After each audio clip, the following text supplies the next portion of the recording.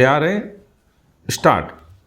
Deputy speaker महोदय, मुझे इस बात की बड़ी खुशी है कि आपने मुझे गांधी भवन के उद्घाटन का मौका दिया। स्टॉप। महात्मा गांधी ने अपनी जिंदगी में जो कुछ किया वह सिर्फ हिंदुस्तान के लिए ही नहीं बल्कि सारी दुनिया के लिए है। हम उनकी यादगार में कोई इमारत खड़ी करके या संस्था बनाकर किसी तरह से अपने काम में बल हासिल करना चाहते हैं, इसलिए हम उनके नाम में स्मारक के रूप में जहाँ तहाँ कुछ बना रहे हैं। स्टॉप। आज सिर्फ हिंदुस्तान में ही नहीं, हिंदुस्तान के बाहर भी जहाँ तहाँ गांधी जी के स्मारक के रूप में इमारतें बनाई जा रही हैं।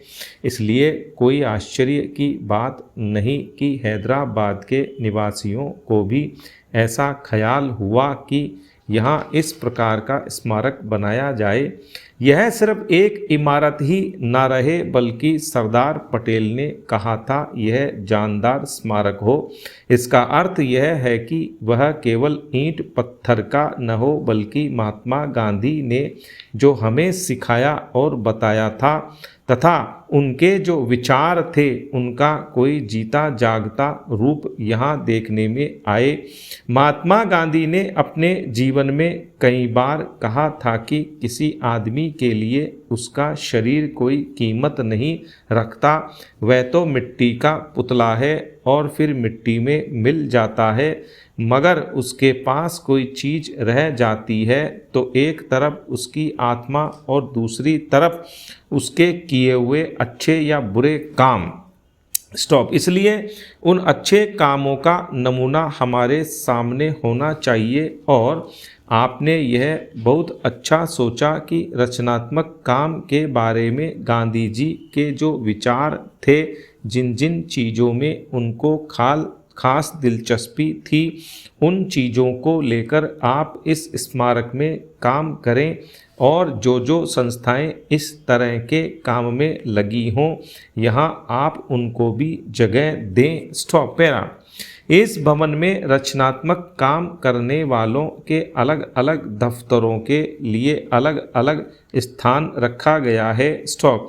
मैं आशा करता हूँ कि आपका काम दिन प्रतिदिन बढ़ेगा और गांधी जी का जो चित्र यहाँ बना रखा है उसकी ओर आपका ध्यान जाएगा। स्टॉप।